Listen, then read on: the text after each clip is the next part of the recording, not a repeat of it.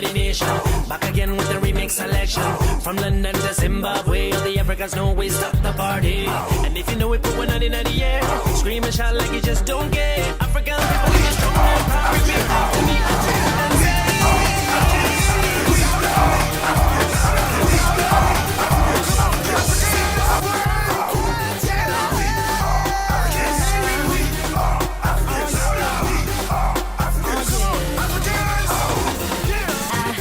an African child, Zimbabwe is where I be from. They be checking my style, my swag. Good morning! After5Radio welcomes you to another brand new day. These beats are hot. Hot. In the mix with the baddest DJ. Hey yo, this is your boy KDV, cool to the voice, and you're listening to Tough Love Givers with the hype lady, Tanya Emmy, all the way in Canada. Stay tuned to After5Radio. Now, here comes the music.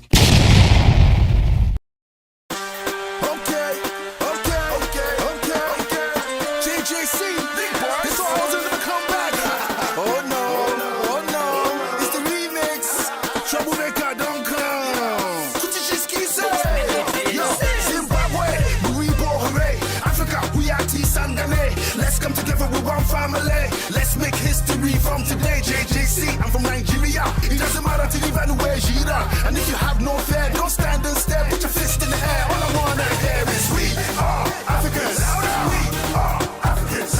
We are Africans. Zimbabwe. Yeah, we are Africans. We are Africans. We are Africans. Come on, Africans. As soon as I said food on African soil, that's when I get in touch with African style. The Africans and show me African smile. African talent that are well versatile. See the African very calling artists. African the wisest, African the smartest. The mentor, the voice and the juice are the artist. Zimbabwe, we are the big basket. listen up. I'm slanging of the nation. Back again with the remix selection. From London to Zimbabwe, all the Africans know we stop the party. And if you know it, put one hand in the air. Scream and shout like you just don't care. Wow, good morning, everybody. Welcome to another exciting episode of Tough Love Giggles on your go-to online radio station, After5Radio, dedicated to celebrating Africans in the diaspora. With that being said, today is going to be an interesting interview because we're going to be having two guests at once in the same industry, but have different roles per se, if I should put it that way. So it's going to be quite exciting. But anyway, those who are actually tuning in for the very first time, I am your host, aka the hype lady, Miss Tando Amy, coming to you live all the way from Canada. And joining me today are two brilliant Zimbabwean talents. Those whose work continues to impact global screens and now the podcast world, which is so exciting. So from film and television to the chilling new audio drama Sacrilege, and I think you've already seen in the must have been the last two interviews in a row where we got to hang out as well with part of the cast of Sacrilege, Curse of the Mbirwi. So we're going to be hanging out today with Charmaine Bingwa, and let me just bring her up here, as well as Nyasha Hatendi. Come through, Nyasha. How's it going, guys? So good. Hey. So good. No, this is so exciting. And welcome to After5Radio, guys. Yeah, thank you for having us, Tanda. Yeah. Thank you for the work that you do in keeping us all together, keeping the diaspora connected. Thank you. Well, we're trying our best. We're actually trying our best. It's not easy because, people's schedules, and you know how it is out here in the diaspora. Bills are waiting for you. They'll wait for you. So you got to do what you got to do, right? Yeah. Yep. So let's just dive right into it as we as we actually get on with the interview. And those who are actually tuning in, feel free to come through. Let us know where you're listening from. If you have a question, pop it up here, and we'll try by all means to put your comment on the screen as we go. So just to open up and with warm up question, sorry.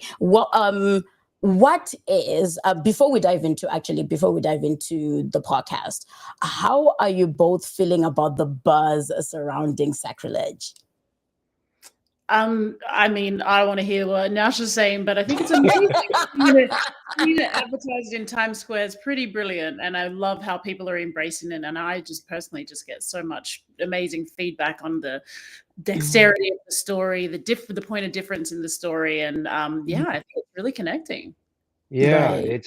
it's been really, really amazing. I mean, Audible have been the most incredible partners. Their marketing game has been off the charts. So, billboards in Times Square, I mean, most movies don't get that. And we're an audio Exactly. narrative drama.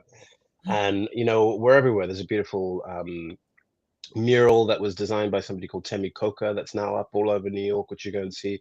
He's a Nigerian artist, and this Yeah. inspired him.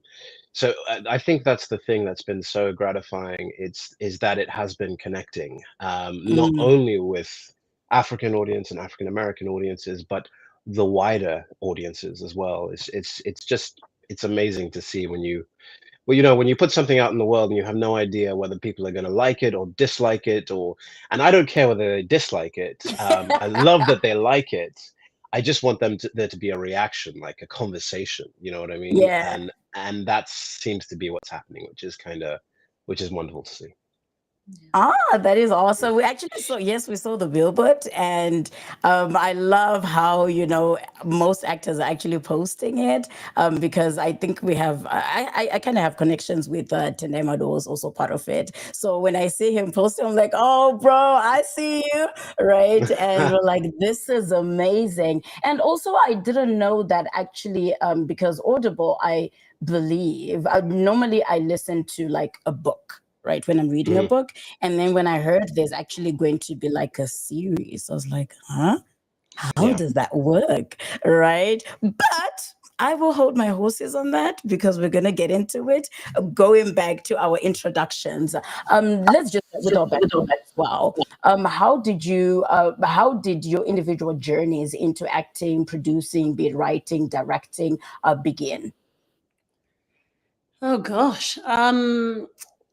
Yeah, I feel like mine was definitely more of an accidental thing. I was working in like the corporate land, actually. So I got into acting a little bit later on, and I was, and I had left there, and I decided to change my life up and went back and studied like a Bachelor of Music. And when I was like getting to the end of that course, they had acting as an elective. I had to choose 2 more units to finish my course, and then this was just a fun way to fill time. And then I started doing the course, and I had this incredible drama teacher. His name's Tony Cogan, this incredible Australian actor.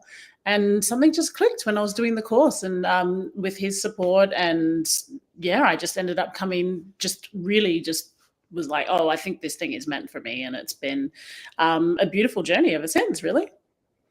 And by later in life, what age are we talking about? Because you know how a lot of people say, oh, it's, especially when they want to discourage you to get into the entertainment industry. They're like, oh my gosh, you're too old for this. So what age are we talking about? I want to say like late 20s, I started dabbling, and then like early 30s, I really like went into it. So considerably later, so it's not your typical, my dad took me to the movies at 4 years old, and he did give me a good Disney indoctrination. So, but it wasn't like I just knew when I was 5 that I was destined for this. I think life happened for me.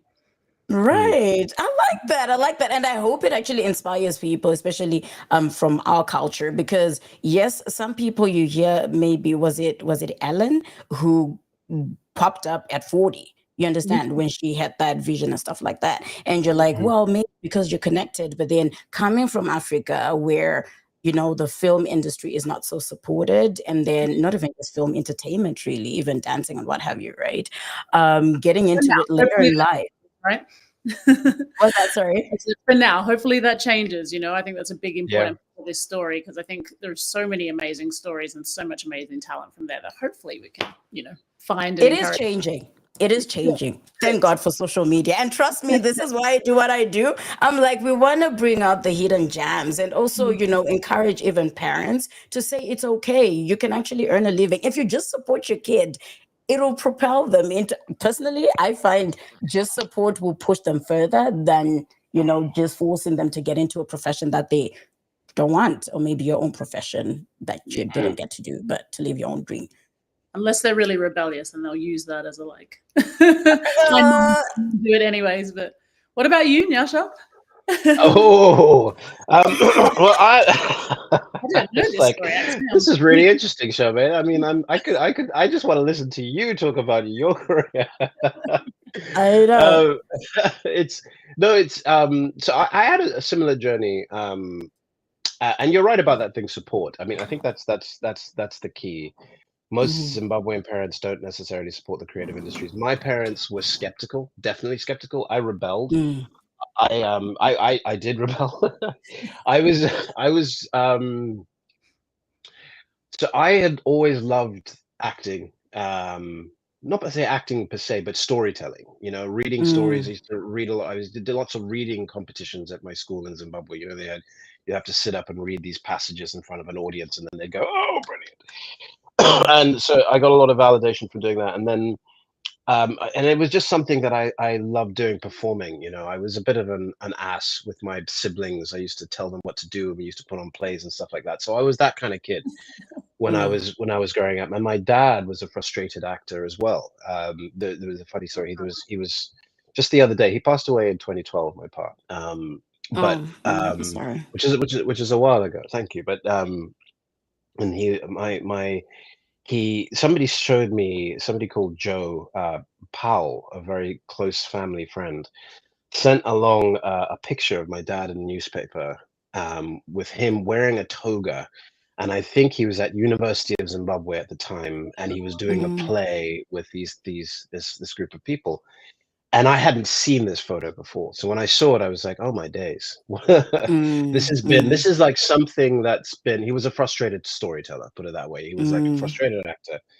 So I brought a lot of that stuff into context. But I'm like, what, 43? And this is like, I had not known this until last year, for example. So I started off doing ancient history and classical archaeology. That was what I went to university for. I really loved ancient history. I really loved all the ancient plays, Euripides. The Medea was a play that I just loved because it showed somebody that was intrinsically evil, but showed you how you could find a way to love that person in spite of the things that she did. And I thought there was something really powerful to doing that. There was a truth to that really resonated for me. And so I was in my first year at university in Edinburgh and was like, having a lot of fun with a lot of great people, but I was in an environment where I couldn't focus.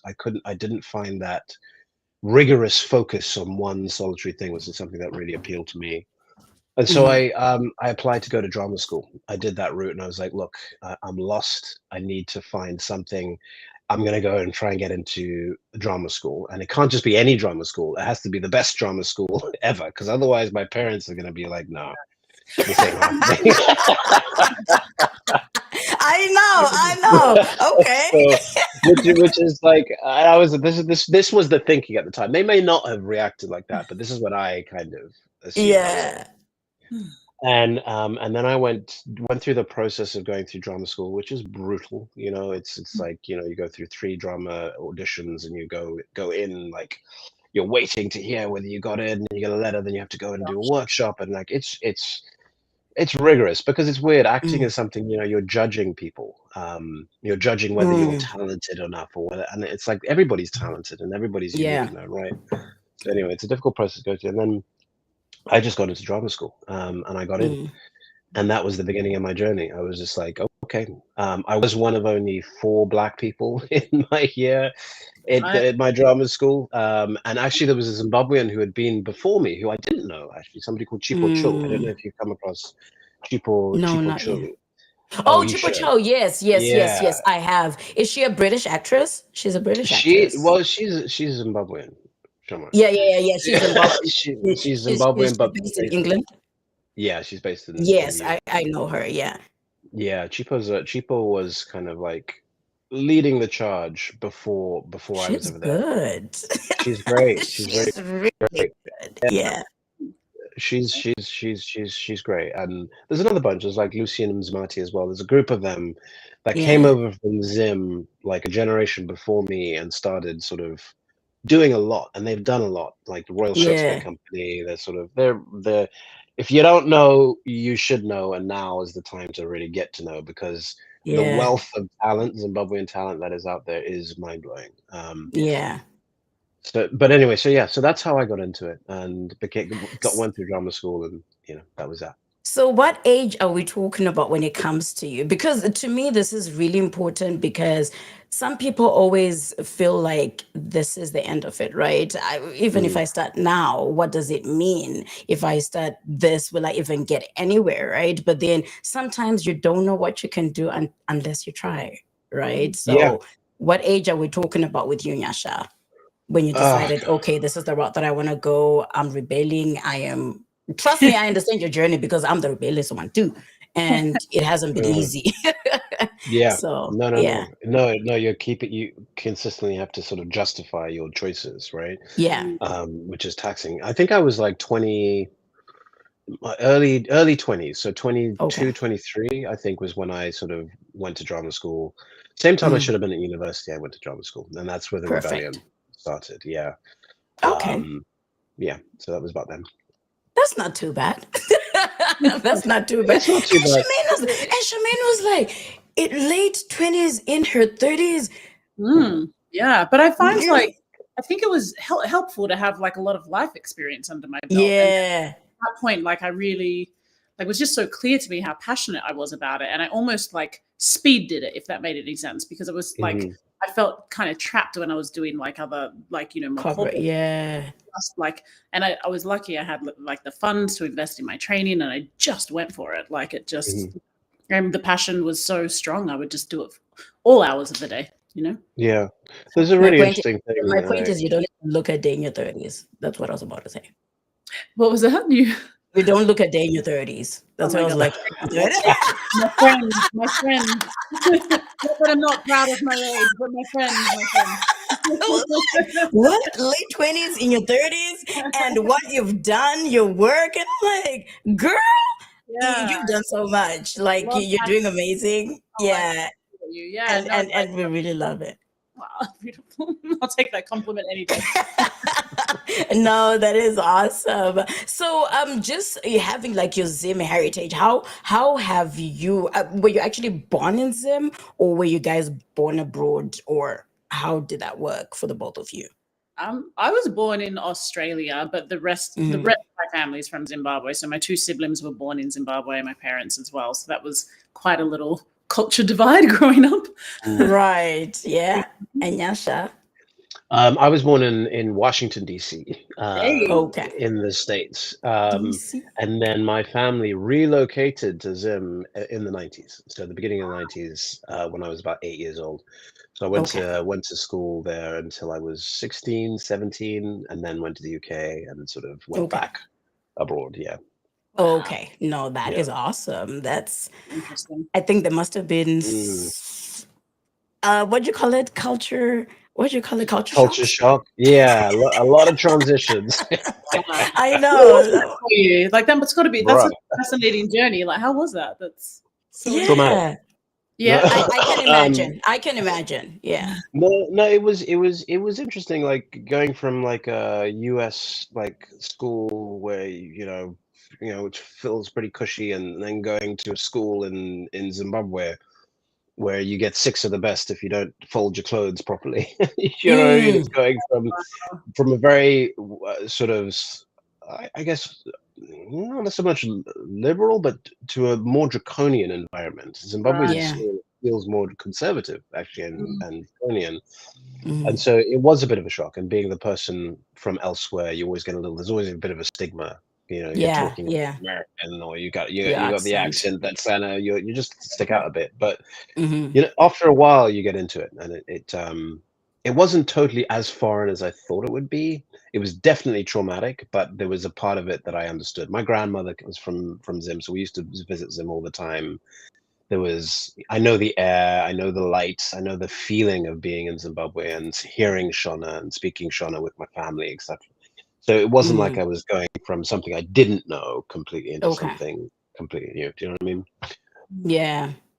Well, Okay. No, that's, and I feel like exposure, that's more exposure for you, really, like, moving around and what have you, and learning different cultures, be it, in the UK, the States, and what have you, which good for you. Although I feel like you said, very traumatic to a certain extent, because I find myself even here, I'm like, oh my gosh, this is a huge culture change, right? Coming here, Yeah. and then and you think, oh, English is the same. Oh no, I remember even just being called into one of a manager's office and say, and like you said, British English, Zim English is British English, really. And then you Uh-huh. have registers and stuff like that. And you're used to, oh yeah, may I please, or may you please do this for me? And you're told, no, it's not like that, Amanda. It's can you. I'm like, that's demanding. Like, and you're like, no, no, no, no, no.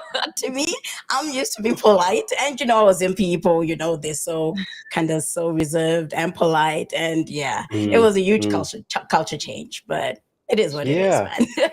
It's weird. I don't know about you guys, but it's always like you're always wondering who you are. Do you know what I mean? Oh, yeah. There's a trust me. question of who am I in this context? Do you know what I mean? Yeah, Because it's different to who you are when you're on your own. Do you know what I mean? yeah, You have to. Yeah. There's a necessary code switching that you go through almost every day. And I yeah, don't know. That's what I feel when you're going through Well, all these yeah, different like when cultures. you feel like you live on the boundary line of all these different cultures, and I totally get that. And I'm also seeing the origin of this story from, I'm like, I get Ah, family goes here, different, I'm like, okay, this is like What's happening? ah. No, I but it's know. rich and informative. It's like such a Yeah, wonderful perspective to like to be a part of. Like it's amazing. So yeah, please, yeah, that's true. yeah. That is It, so true. And so just getting into like our journeys, like your journeys, I'm starting off with Nyasha, or maybe I'll just interchange for the sake of time and stuff like that. Nyasha being, a writer, producer, director, and you also went to drama school. You got in wanting to get into acting, right? What inspired the concept now getting into a Sacrilege, right? Where did the story begin for you to say, you know what, this is what I want to write. This is where I want to gravitate to, because at least now I understand better by saying you also kind of had a moment in Zimbabwe, right? For somebody who was born in DC and what have you, like, oh, okay, what is Mbirwi? I don't even know what Mbirwi is, but I was born in Zimbabwe, right? yeah. Raised in Zimbabwe. But then you kind of embraced that part of your life and put it into your writing. Where did the story begin for you? It began from. I wanted to tell a story that was based in Zimbabwe. I think you look at Mm, a lot of film and TV. I really wanted to make a film of this. This was the initial thing. But as a writer, I hadn't written much. I'd actually been an actor most of my career, and then decided to during the pandemic. I was like, I need to do something else in my life, and writing mhm, was something that I'd always done for a while, and then felt like I can take this seriously, and I really want to tell a story that's based in Zimbabwe, in Africa, an African story told from an African perspective, okay. which hadn't seen before. I was always frustrated by the fact that most of the media that we consume is from a Western perspective, Mhm. and so I wanted to put Africa front and center, change the lens through which we're seeing these experiences, and in particular, I wanted to put Zimbabwe front and center because it's who I am. Mhm. And so it was really sparked when I went with my fiance to Zimbabwe. I was introducing her to all the family members. You know what you do. It was a quasi traditional sort of process of sort of introducing it to the family, to my mom and to my uncle, to the Makombes, and then at the end of that we went to Kariba. And I remember being at one of the resort Japanese, and there's me, so visually we're very different. And it was very interesting seeing how a lot of the staff reacted to us. and me in particular. There was a sort of there was because a lot of the other guests were white, and there was a sort of an ease with which they were treating them, and then there was an unease about the way they were treating us. Which broke down after a while. You start to honestly after a while you sort of we are the same, and then we became very close. You know, there was like Oh, right. we shared that sense of humor, that sense of like understanding, and a sense of belonging in a weird way. But it sparked this idea. I was like, well, that's interesting because I feel other in this world, and it frustrates me. And then Black Panther had come out at the time, Oh, and yeah. I remember watching Black Panther and being like, yes, representation. You know what I mean? This is fantastic. But then looking at pictures of people wearing dashikis in the Senate House or something like that, and we're starting to go like, oh, actually, there's something a little off about this. It feels a little appropriating in a weird way. And so all of that was going through my head while I was in this, about to get married in the middle of the bush, and I was like, oh, okay, well, let me tell a story that kind of touches on all those points, and that's how Mbirwi came about. There was a very visceral moment where we were asleep, and I woke up in the middle of the night, and there were these glass windows in this place that we were staying, and I just got this feeling of these people looking in, you know. There was these voices looking in, and they were painted white, and they were these spirits that were looking in and questioning what we were doing there. Do you know what I mean? And it was just one of those really weird moments, and I thought I really want to tell something that sort of touches on spirituality, touches on belonging, touches on race, touches on African Americanism, touches on Zimbabweanism, you know, identity, the conversation between African Americans and Africans, and that's how the Mbirwi kind of came to life.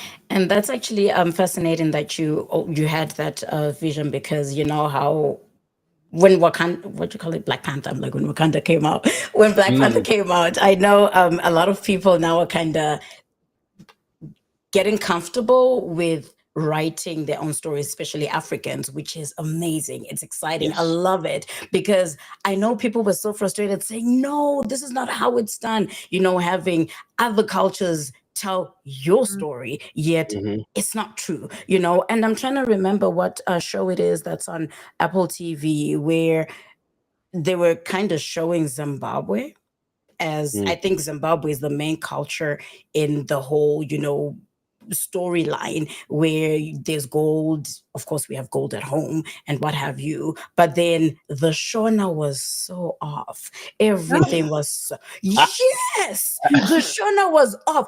And you know, social media and the comment section never disappoints. So when I saw people getting onto it, I was like, which show is this? And I had to pay a subscription to watch this show. And I was actually sitting with what's her name, Denise, the last time I even got her onto it. I was like, I need you to watch this, because when you allow other cultures to write your story, no, it doesn't work, right? So it was actually written by a different culture. And then I tried to look up, who is this person, like as in the characters, I mean, the original names, where are they from? Are they actually African? Are they actually, you know, for them to even be confident in saying they want to speak Shona, yet it's not even coming out. And it doesn't even make sense.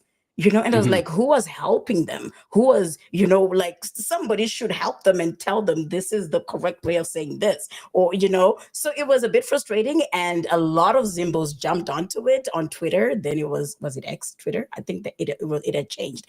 And people were like, oh no, this is not Shona. Hell no, hell. And I was like, guys, write your own stories. Simple. Write your own stories, right? So yeah. But you know what? Yeah, I want to know what that show is, because I'll definitely send it to you.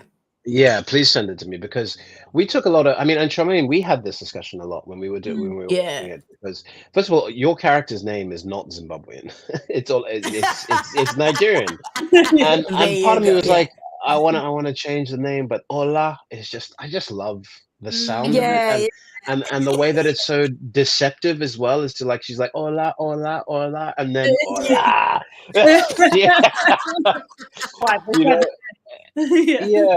So sometimes it's where you're always going for authenticity. And we, on this, we had a wonderful guy called Tinashe Muchuri, who's a poet, Zimbabwean poet, who helped me translate everything into Shona.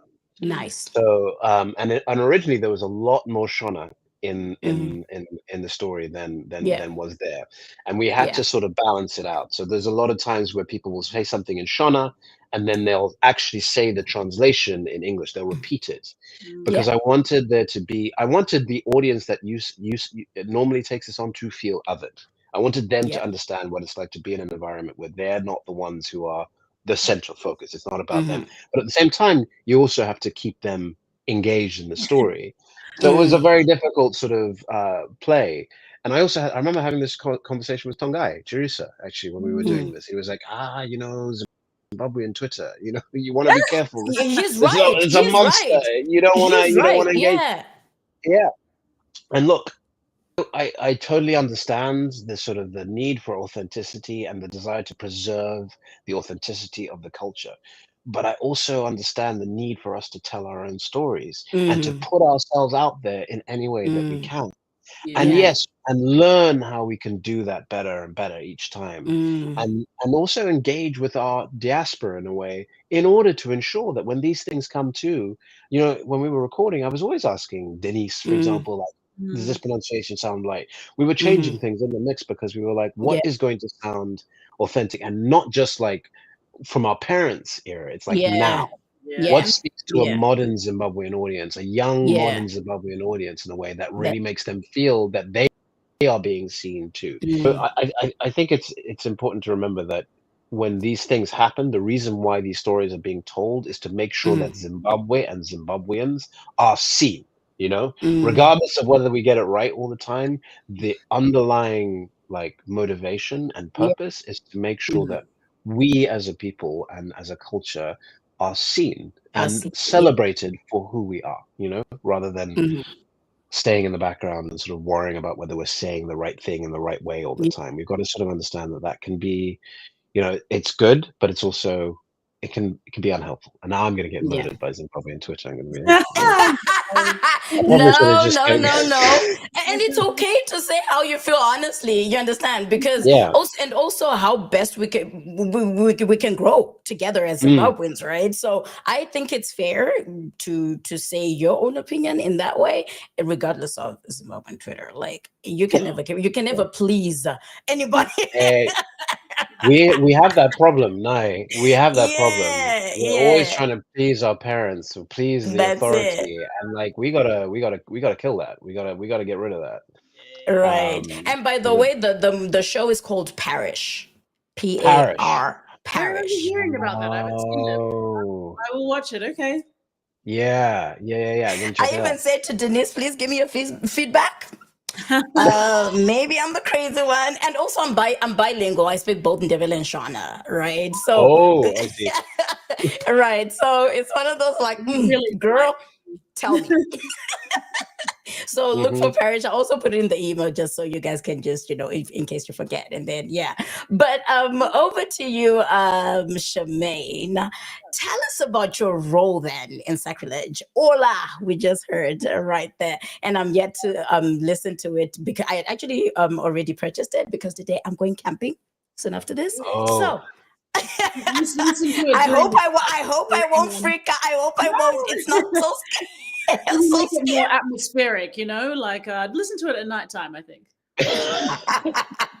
I don't trust you right now, Charmaine. I don't know. Good luck. No, so good luck, right? Just tell us about your role. What can you share about your character and anything about it? Any spoilers? Well, of course, now it's out, but for those who haven't purchased it or listened to it, just tell us about your role in it. Yeah, for sure. Actually, I want to just take a moment to just I can't stop shouting from the rooftops about Nyasha's vision and his writing. And I just, I think we had met briefly before I had seen your writing, and I was like, oh, who's this intelligent young man? And then to have his writing come through in my inbox, and I was just blown away. And I think, I just have so much admiration for the fact that you are telling it from such an authentic place. And now to hear your story of how you lived in all these different places, it's so informed, and it just made the story so rich. I couldn't put it down. I thought, and I've known you from your acting work, but I was just so impressed by the writing. So I just wanted to, it'd be amiss if I didn't say why I was so drawn to this project. And I just think Nice. you are moving it forward in terms of the diaspora. And I felt represented and seen by reading it. And I'm just so excited for other people to feel that and to feel included. But also I like that the story discusses like all of these different borderlines that a lot of us who, whether we're born in Zimbabwe or not, like experience in our, everyday world. Like, what is my roots? Where am I going back? Roots. And I think and that's why I really liked my character Ola. I think I love the journey that she goes on. It's it goes from one place to a very, very different place. But one of the things I loved about her is this sort of sense of, you can tell that she's been working at this hotel for some time, but this sort of international sense that she has. So she's obviously like, I feel, for me anyways, my interpretation of her has been educated in a different place, but is working in her homeland. So she feels quite close to these guests, but you also get the sense that the divide between her and a cultural home and these people is so like huge. Like there's a huge chasm between them. And also, I really like, for me, I call it like the Black Lotus of it all. It's kind of exploring the dark side of tourism and everything that goes with it. I think it's such a well-intentioned thing that can be super rich and educational and brings cultures together. But I like exploring the underbelly of it. Like, when does it become exploitative? When does it become, kind of self-serving? And it's just a really interesting perspective. And I think she's really key in delivering that, how I think she personally feels that other people coming to their land is exploitative in nature, and she has some very, very passionate viewpoints about it.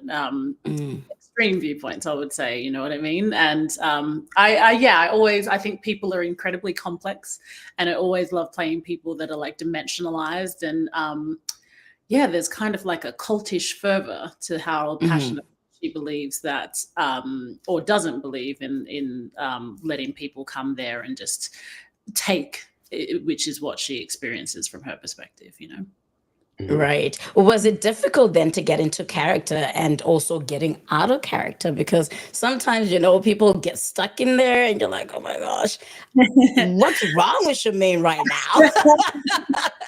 Yeah, when you spend a life of playing different people, it has quite an interesting effect. Right. Yeah, I know, right? No, I think I felt, or at least initially when we meet her, this sort of like cultural dysphoria that I think she feels. I think I can kind of relate to that in a sense, and I could understand it. But what I love about, I think this is such an interesting medium, and like, from my perspective, from recording it and then to hearing it, like you just feel like you're in it. And shout out to the sound engineers who brought it to life. It's so vivid and visceral and immersive. And so for me, the interesting parts of the performance was just the narrative, like arc. Yeah. That 1 minute you're introducing the guests with a little twinkle behind your eye, and then and then there's death and violence that occurs, and to be able to perform that to the extreme, and just to have your voice be the communicator of that, like it was within a few days of recording. It's quite the journey to be start, and then the next thing you're screaming bloody murder because of things that I won't give away the ending to. Right. Oh, I can feel the chills already. I love emotional extremes in performance. So right. I mean, I just have to say, Charmaine's performance is beautiful. It's beautiful because it has all of those different colors in it, and there's this underlying sort of danger in her, even though she feels so sweet, so kind, and so. But there's like she really goes on a beautiful journey, and I think that's why when we were casting this, I remember seeing Charmaine in The Good Fight.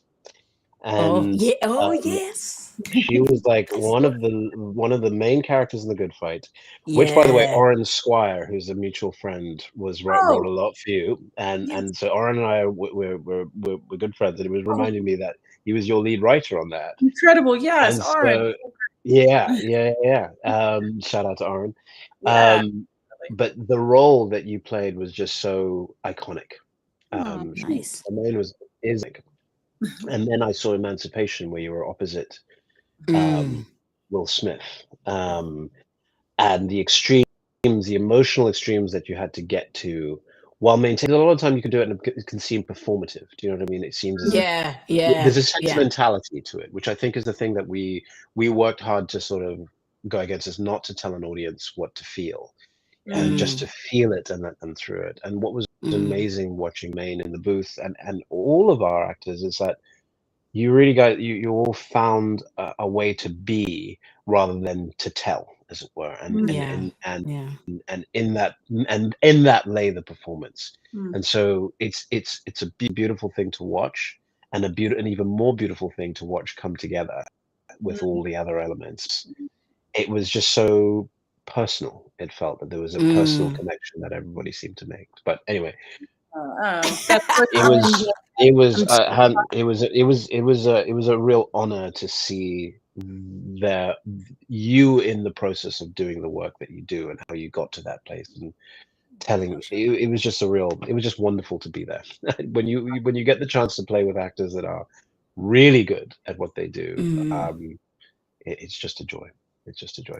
You know, So the one thing I love about this moment, or even just, this project, is the realization, or being able to recognize somebody's talent and giving them their flowers, without putting each other down, because I always believe there's room for everybody. You understand? Everybody has that one thing that they can do. Even if it's acting, you do it in a different way. Even if it's singing, you do it in a different way. There's only one Charmaine, there's only one Nyasha. And I wish, as Zimbabweans, we could understand that and just support each other on our journeys, especially like in the entertainment industry, because that's the toughest industry to ever break into, right? And just support is good enough to keep you going. And I always have this thing of, if you have somebody, or even your friend, who's able to say your name in a room that you're not in, those are the people to keep around, right? And say, oh my gosh, I know Charmaine can do this.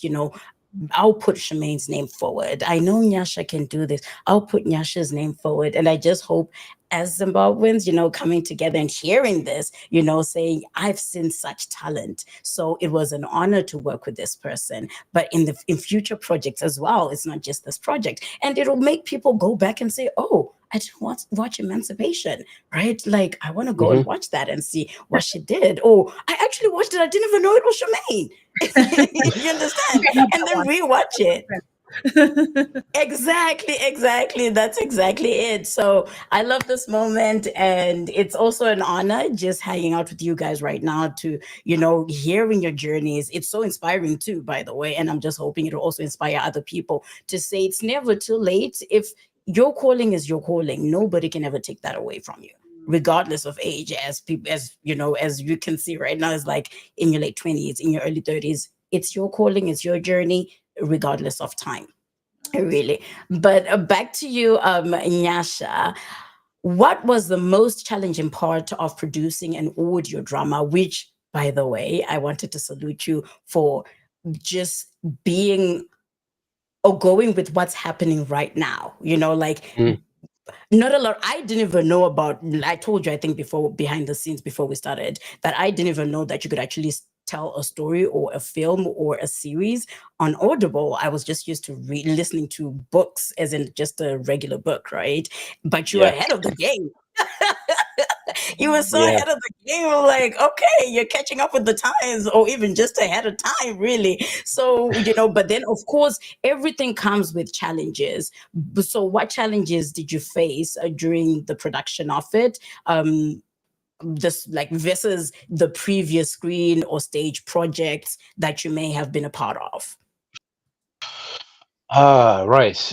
I want to say a lot of things. I keep wanting to talk about, Charmaine, your journey, allowing yourself to mature into your art, I think, which is a really powerful. I don't think people should feel the pressure that, we got to do it and we have to know it now.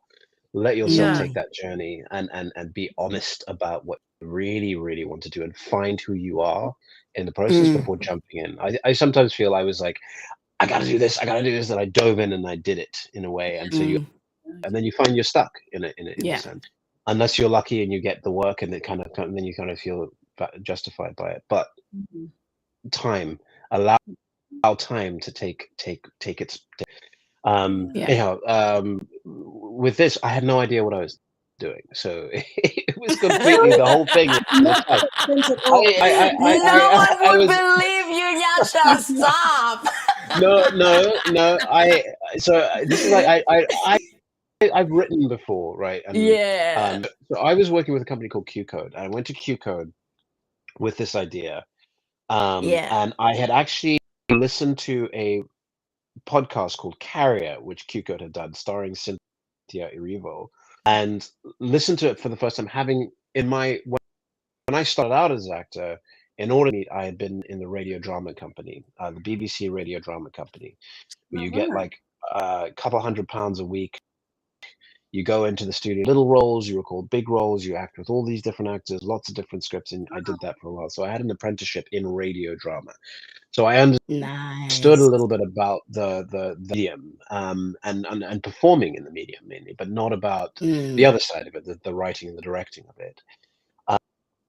So when I heard this Carrier production, and it was so wonderfully cinematic, I went to Q Code and I said, I really want this to be a limited series, but I also really see what you're doing here in the audio space, and wondered if we could do this as that would sort of.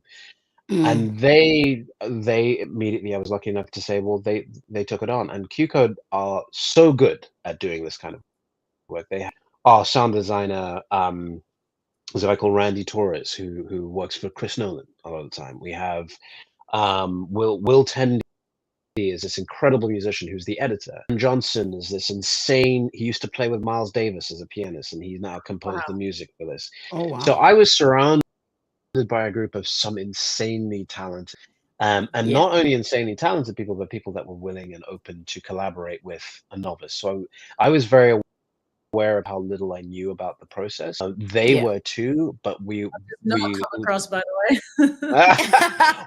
well, I think we bonded over the material. I think we bonded over the material, and you know, to be fair, I've been on enough sets, seen enough direction to know what works and what doesn't work. I know how to talk to actors and performers. So it was really more the technical aspect that was more of the challenge, of making sure that we had what we needed in the can, and then really it kind of all made sense in a weird way. It all made sense, and I could trust everybody. Everybody I was working with was at the top of their game. So as a director, your job is firstly to assemble this group of people that you know are going to give them the best thing, give them the license to do the best. And so that for me was the biggest challenge. And luckily enough, I had the right group of people to work with, from my car producers to the editors to the sound designers to the PAs. Everybody was so wonderfully in sync. And so the challenges, it became a joy to make. There weren't many as far as, you know, the actual production of the piece was concerned. That's nice. Your radio background, because I was, I'm curious about, like, it's such a specific medium to write to. I was like, how did you do it? But I love that you have. That's incredible. It's all just worked out, right? Exactly. It did, but and it is a medium because and actually I think it was really helpful because it's so much more intimate in a weird way. So you're kind of actually there was a radio director who I went to while I was in the production phase, and she said, don't let your audience go for a second. Don't let them go, because if you let them go, then they'll be distracted, or they'll think of something else. So the real challenge was to make sure that everything was never a moment that took somebody out of it, and so it was crafted with that in mind. And that was to write to that is really helpful, because you know what's extenuous and what's not. It becomes clearer as you go through the process. Charmaine, by the way, is a budding writer as well. So yes, hopefully we'll have more of these conversations. Right, I'm like, wow, the challenge of writing in this medium would be so interesting. So it's wonderful how it's like kind of all fallen into place for you, especially your background lending itself to it. But yeah, narratively, it's beautiful. It feels like, I remember even reading it on the page, it just felt like it was kind of whispering in my ear, and it doesn't let it in a way that's like tricksy or just purely plot driven, you know, or sensational, I want to say, you know. Yeah. It's a really wonderful medium to work with because the audience becomes the storyteller. You are projecting the images of the words. We're inspiring whatever is going on in your mind. They're Yeah. actually sort of generating it. So it's a film in your Yeah. mind. And so it's really exciting. It's really exciting, and it's really exciting to be able to take it to this degree and see that it's worth. People get it. You know what I mean? Yeah. So hopefully, you know, people will get to do a lot more of it. I'm hoping that we will get to do a lot more. I think for the medium, it is fascinating. It's like license to go to places that we might not have done before, and make things accessible than perhaps they were before, and tell more diverse stories as well in the process. So it's exciting. It's really exciting. Yeah, That's exciting. And even just talk about alignment. yeah, Talk about yeah. every little It's thing is like, like, wow, okay. I know, right? Because I was thinking, even when I was asking people, I was like, okay, guys, I'm trying before it came out, right? So I was asking when I saw like the ads and what have you, because I think I got to sit down with Tendai Madua before it came out, right? And I was like, how is this supposed to work again? How is this like? What should we expect, right? And now that you've given us a full picture, it actually makes sense. Even when you gave us the background, it's like, how did you think about this, right? And then, oh yeah, background experience, radio, this, and you know, being creative. That's what creativity is all about, right? So that's amazing. And so, just into our shared questions, after our individual ones, what do you hope listeners will take away from this project, but as a piece of cultural and artistic expression? What my favorite part, or my favorite thing that the story delivers, is it's so transportative in nature. You know what I mean? And then it's so, and I think the medium is so like it just transports you. You're in another world. So I think it's what I love, and just even the feedback I've heard from friends is just that I think it's like educational about other cultures, and it definitely like inspires respect for it as well, you know. And I just think, you know, if you even want to get like more deeper psychologically, I think it's just the impact of like generational trauma and how like the importance of trying to work against that so that we can, you know, all be better people and show up and, pardon the pun, but like face our own demons. And what I love about this medium, and especially the way that Nyasha's written this, is that it's, and you just said it before, is that it gives the audience the ability to project their own images. What's going on there? You can hear it, but what flashes up in your mind? And I think that is the most beautiful thing about this journey for the reader, is that they get to experience whatever their generational trauma is, or whatever blocks they might have, or places they don't want to visit. So I think it's just the personal journey it takes people on, like and it's going to be individual to each person, you know. Nice. Yeah. No, I've forgotten the question. What was the question about? Sorry. What do you hope listeners take away from Sacrilege, not just as a story, but as a piece of cultural and artistic expression? Okay, sorry. Well, all of the above. Charmaine, I couldn't really say it any better. I think the truth, that it's okay to tell the truth. I think that's one of the things. In fact, it's very powerful and necessary for us to tell the truth. And our own truth, you know, like, and our own, exactly. And about who we are to each other, like in our families. You know, one driver of a lot of the pain that the family goes through in the story is driven by the fact that there's a grief that has been unresolved. And I think that unresolved grief is something that we can all identify with. And we rarely speak about.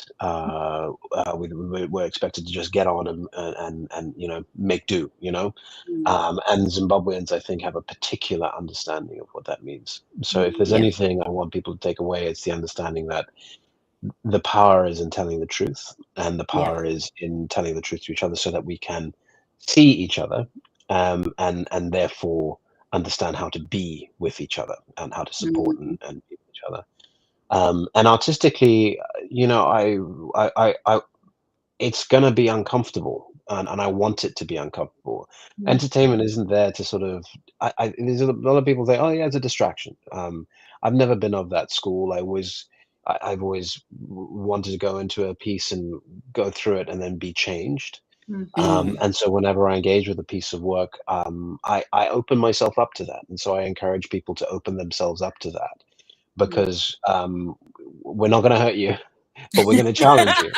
You know, we're not out. You know, we're not sort of like we're not what's his name, David was it Darren Aronofsky? Yes, we're not going to torture you or gasping away. We'll do a little bit of that, but we want you to let yourself be open and be changed, because these things, we all have families. We all go through grief. We all are confused. We all question our belongings sometimes. And so I just want an audience to sort of let themselves go through the story, knowing that that's the purpose of it, is to sort of allow us all to explore all of these uncomfortable feelings. I think that's the one good thing about horror per se, that it's designed to let you go to the darkest place with knowing that you're going to be okay. So you're going to be okay. Glutton for punishment, because Aronofsky is one of my favorites. Like, I just intense, like torture me. I mean, there's brilliant, and that's what art is supposed to do, and it is supposed to hit us and change us. And that's, I like the metaphor of the, you know, if you don't face your own personal truth in this story, like it will come for you, you know. Exactly. Do you want to be willing? Either way, you know. Yeah, That's amazing. So how do you see Sacrilege then opening doors for more African horror, folklore, or supernatural tales? Because you know how people are like, how are we supposed to write about spirituality and all that weird It's stuff? so rich. We have such a rich culture spiritually, traditionally. I'm surprised. So I want to hear people speak on this, because I think we have such a rich culture that's like really hasn't been explored, and if there's any hope from this, is there's like, you know, at least one storyteller at home who's like, hey, I've got a point of view and something really interesting to say, like, what about this story? And I think there's a lot of things that are often, a lot of stories that we often lean to in terms of like the mainstream, and I just think there's a lot of interesting cultural nuggets that are just yet to be explored that would be so enriching here, and that I would love that. Like, there's such a rich mythology, spirituality. I want to see all of that, you know.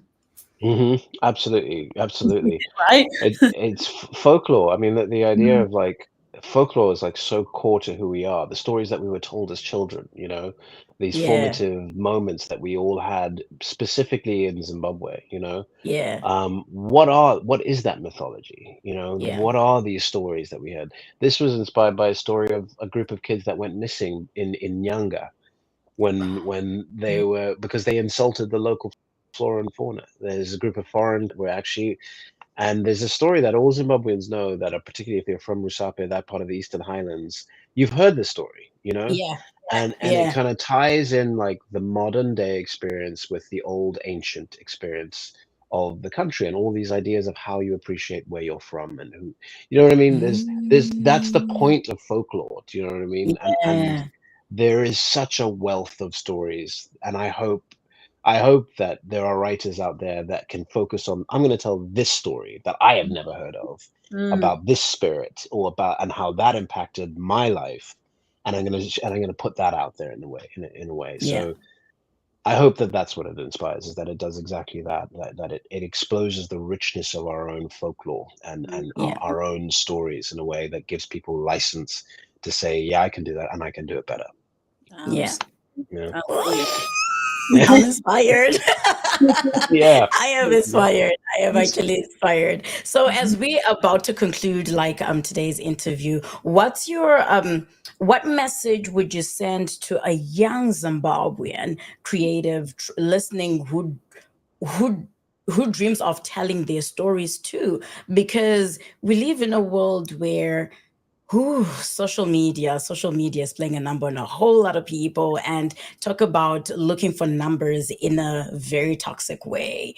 Drama, trying to put each other down and stuff like that. But when it comes to storytelling, it kind of, a lot of people are going through depression, anxiety, and what have you, which clouds people's creative deuces, if I should put it that way. So what advice would you give a young Zimbabwean? Because keeping in mind, our generation was born with resilience to a certain extent compared to the younger generation, who was so sensitive about a lot of things. And then social media is also playing a number, but people comparing each other, especially the younger generation. You can tell them, don't look at other people, just focus on your journey, because your journey will take you far. So how can we inspire or talk to a young Zimbabwean creative to say, you know what, you can do what it is that you want to do, or dream as far as you can or as much as you can, and tell your story because it's worth listening to?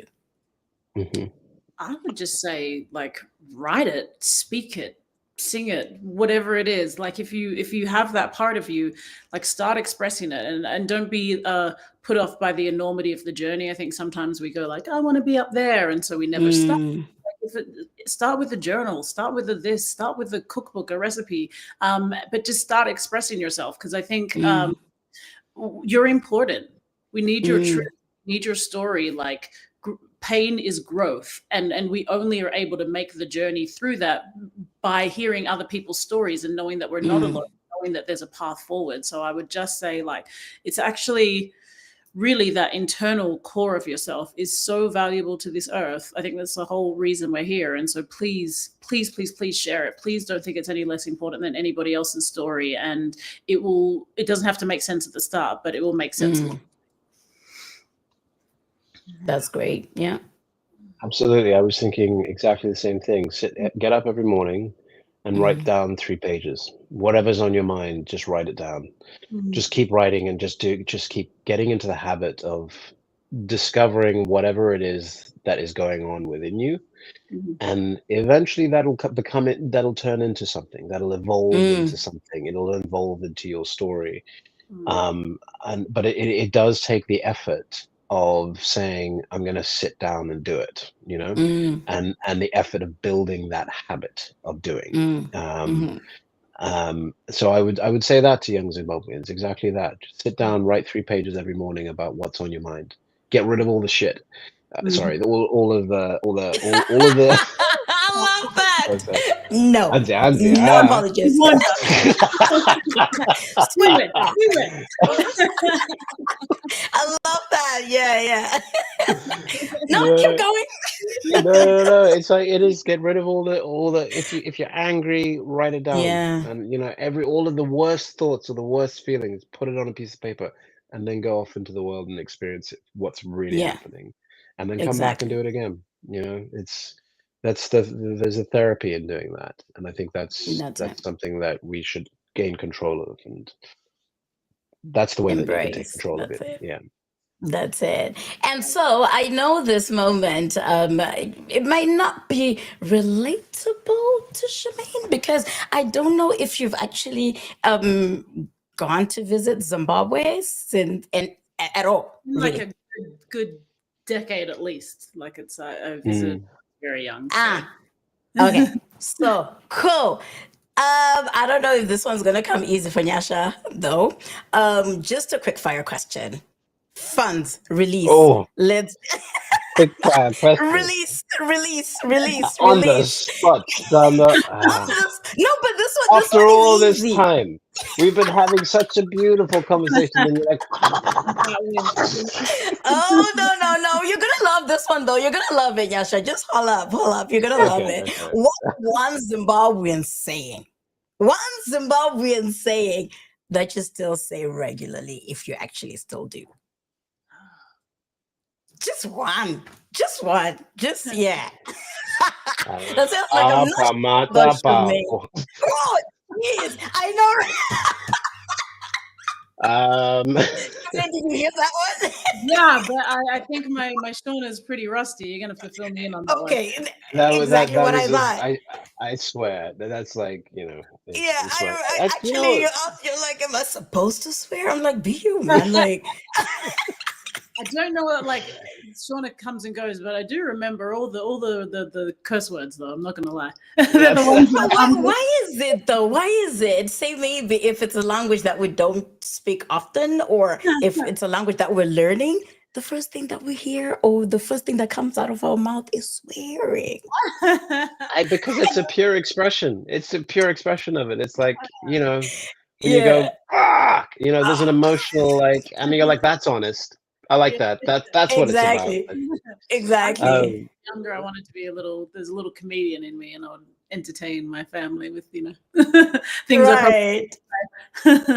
All right. Yeah. See, Nyasha, I told you it was an easy one. It wasn't anything crazy. It wasn't. One phrase that I do that I like and learned to like through this was just the traditional greeting is like wasquero say dasquera kana dasquera o. Just that phrase to me says so much about Zimbabweans and it's like forgive me, I might have the transitional, but it's like how are you doing, and the response being, I am well if you are well. And there's I've always, that particularly after this, that's what I think of when I think of Zimbabwe. I think of that sensibility, and I was like, I wish we really leaned into that sensibility, because it's such a beautiful sensibility. So that's one phrase that kind of leaps out. Okay. Joyful connectivity in the way it's expressed, right? Like you are. Yeah. Oh, that's awesome. Like, that is great. So, and also, anything like, what do you call it? What's the one thing you hope listeners can take away? Oh, actually, we actually spoke about that. So, where can listeners tune in to listen to Sacrilege? I know we've said Audible. Is it just the only place that they can listen in, or how do they get there? Especially people who are actually in Zimbabwe. Good question. Audible, please answer. I think that's it. Well, on Audible, it is an Audible original, and so available on Audible. So if you have an Audible subscription, you can log on and you can listen to it for free. I'm not sure. I know that there's and they'll have to edit this out or cut it. If I think Spotify as well can give you access to it. But if you have a Spotify, yeah, I think I got a text message. I was like, okay, yeah.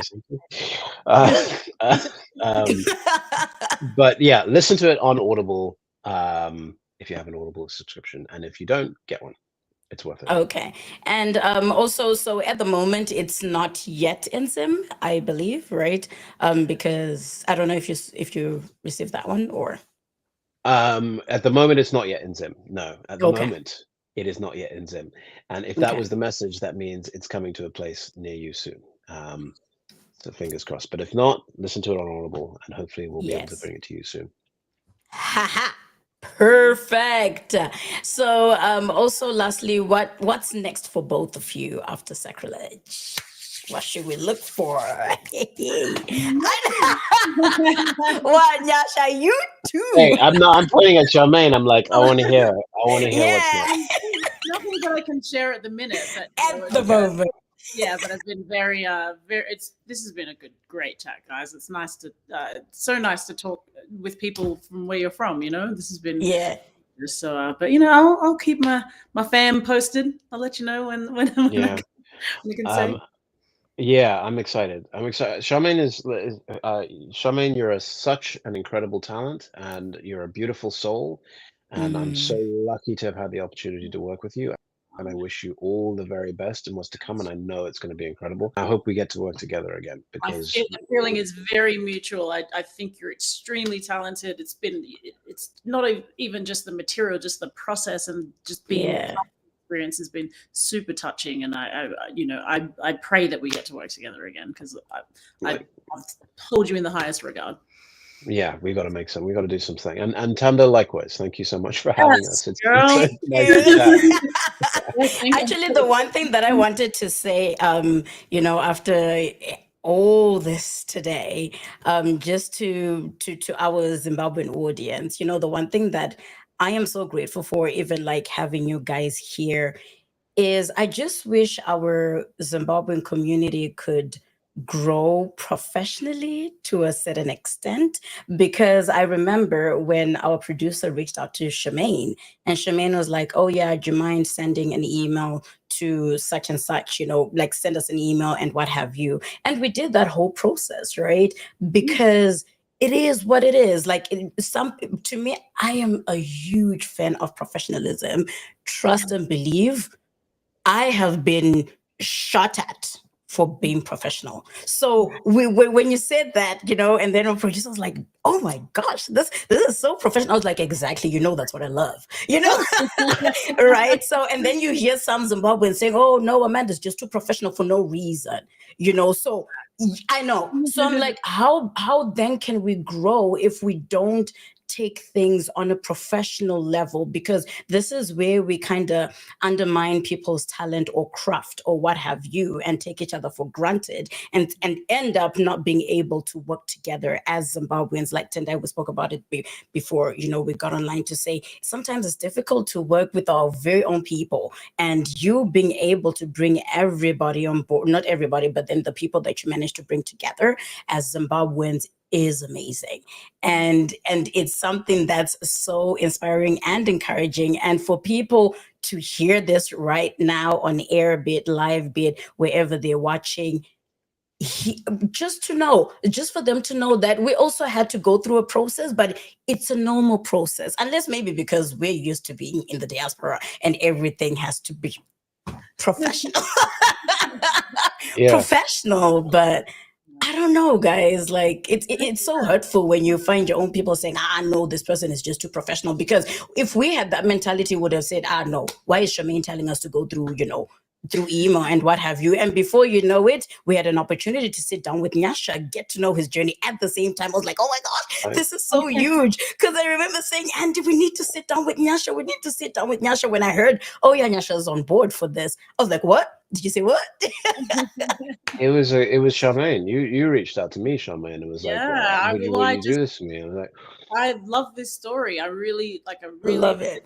Passionate. I just think you're such a talent, and I just and I want people to know. And I think I forgot to mention as well is like it was such a beautiful experience for me personally. I think you spoke about kind of that feeling of I'm not so sure how you phrased it. I think not knowing who you are and not knowing your roots, and like being me being from another country, moving here, but my culture's in another country. Like what was a blessing was having the experience of just working with some of the most talented Zimbabweans, and just being with my people was such a life blessing. So I really want to do that, and I know and hope and trust that people will feel that in the project. And I think it's really special. I think that's a special thing. So and I think we all we work together, we lift each other up, and I think speaking to young Zimbabwean creatives again is like I think there's something in mentorship, and like I love that you weren't afraid to reach out, and when it was the right circumstances we connected. So I think there's wonderful things coming for lots of young Zimbabwean creators, and I think there's a great power in our people, and I'm tremendously proud of where I'm from. Yeah. Well, and likewise, it's I mean, the professionalism thing is it's true. I think it gets misconstrued with this sort of arrogance. But one, people are busy. Two, when it comes to Zimbabweans, speaking to Zimbabweans, I think there's this fear that we look down on each other in some way. That's true. Like there's a secret sense that and I've experienced that. I know exactly what you mean. I needed to. This had to be something that was worth people's involvement. It had to be a story that I felt people could engage with, and when you have that, it isn't difficult. When you have something of substance that you want to engage people with, and it comes with a spirit of, no, actually, we want to do this thing together. We want to do this thing for you and I and everyone else. I think it shifts people's understanding, because it becomes less about the self and more about the us.